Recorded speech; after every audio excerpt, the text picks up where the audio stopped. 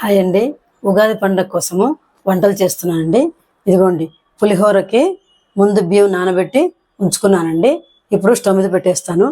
రసం కోసము అన్నీ రెడీ చేసి పెట్టుకున్నాను. ఇప్పుడు ఒక స్టవ్ మీద రసం పెట్టేస్తాను. ఇదిగోండి, గారెల కోసము పొట్టుపప్పు నానబెట్టి ఉంచానండి. ఒక 2 గంటలు నానితే వంట అంతా అయిపోయిన తర్వాత గారెలు వేసేసుకోవచ్చు. ఇదిగోండి, సొరకాయ పప్పు కోసము కొంచెము పప్పు నానబెట్టి ఉంచుకున్నానండి, తొందరగా అయిపోతుంది. తర్వాత సొరకాయ ముక్కలు కట్ చేసి ఉంచుకున్నాను, ఇవి ఇందులో వేసేసేయాలి. తర్వాత మిక్సీలో పచ్చిమిర్చి, చింతపండు, ఉప్పు వేసి ఉంచాను, ఇదంతా కూడా ఇందులో వేసేసేయాలండి. కొంచెము పసుపు వేసేస్తున్నాను. పులిహోర కోసము కుక్కర్లో అన్నం పెట్టాను కదండి, అయిపోయింది. అది దించేసి స్టవ్ మీద పప్పు పెట్టేస్తానండి. ఇదిగోండి, క్యాబేజీ పచ్చడి కోసము నీట్గా ముక్కలు కట్ చేసి ఉంచుకున్నాను. ఇదిగోండి, పచ్చిమిరపకాయలు, చింతపండు అండి. ఆ రసం అయిపోయింది. దించేసి క్యాబేజీని, పచ్చిమిరపకాయలని నీట్గా వేయించేసుకోవాలండి. పప్పు విజిల్స్ వచ్చేసాయి, పక్కకి తీసేస్తున్నా. పులిహోర కోసం అన్నం అయిపోయిందని చెప్పాను కదండి, దానికోసం ఇప్పుడు పోపు వేస్తున్నానండి. ఇదిగోండి, పోపు గింజలన్నీ వేసేసాను.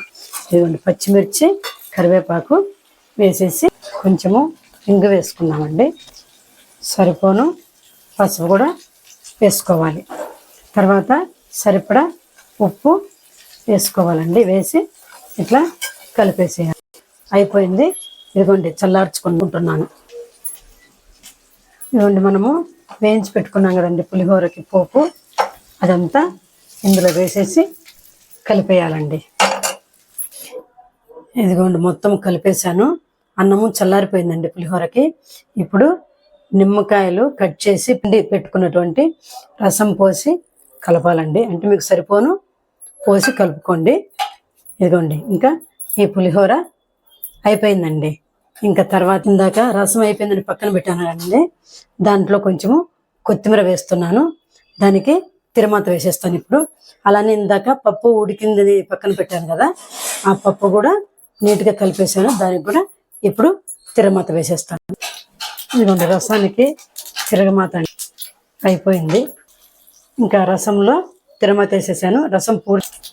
ఇదిగోండి, పప్పు కూడా పోపు వేసేసానండి. ఇంకా పప్పు కూడా పూర్తి అయిపోయింది. ఇదిగోండి, క్యాబేజ్ మొత్తం వేయించానని చెప్పాను కదండి, ఆ వేయించింది పచ్చిమిరపకాయలు, చింతపండు, ఉప్పు, క్యాబేజ్ అంతా వేసి మిక్సీలో వేసేసానండి. పచ్చడి అయిపోయింది. దీనికి పోపు వేసుకున్నా పర్వాలేదు, వేసుకోకపోయినా పర్వాలేదండి. నేనైతే పోపు వేయట్లేదు. క్యాబేజ్ పచ్చడి కూడా అయిపోయింది. ఇదిగోండి, కూర కోసము ఒక 3 బంగాళదుంపలు కట్ చేసి కుక్కర్లో ఒక 2 విజిల్స్ పెడతానండి. ఇదిగోండి, పూర్ణాల కోసము ఒక డబ్బా కందిపప్పు పోసి ఒక 2 విజిల్స్ పెడతానండి. అయిపోయిన తర్వాత మళ్ళీ దాన్ని బెల్లం వేసి మిక్సీలో వేసేసుకోవాలి. పప్పు ఉడికిపోయిందండి. ఇప్పుడు బెల్లము, ఈ పప్పు మిక్సీలో వేసేసుకోవాలి. బంగాళదుంపలు ఉడకబెట్టాను కదండి, వాటిని పొట్టు తీసేసాను. ఇప్పుడు కూర చేసేసుకుందాం. ఆవాలు, జీలకర్ర వేసాను. ఇదిగోండి, కరివేపాకు కూడా వేసేస్తున్నాను.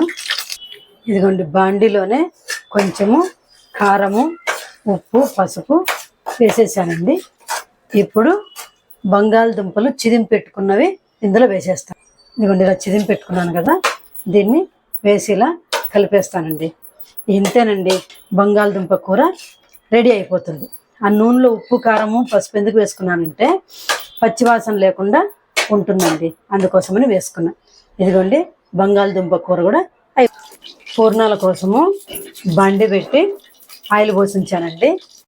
ఇదిగోండి, కందిపప్పు, బెల్లము మిక్సీలో వేసేసుకున్నాను. ఇప్పుడు కొంచెము దోసపిండిలో ఈ ఉండలాగా చేసుకొని అనేసి నూనెలో వేసేయటమేనండి. అవేనండి పూర్ణాలు ఒక 6 చేశానండి. ఇదిగోండి, గారెలకు పప్పు నానబెట్టాను కదండి, 3 గంటలు నానబెట్టాను. ఇది పొట్టుపప్పు అయితే చాలా టేస్ట్గా ఉంటాయండి, అందుకోసం అని చెప్పి నేను పొట్టుపప్పు నానబెట్టాను.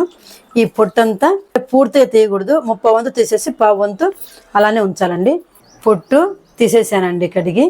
ఇప్పుడు నీళ్లు ఎక్కువ లేకుండా మిక్సీలో వేసుకోవాలండి.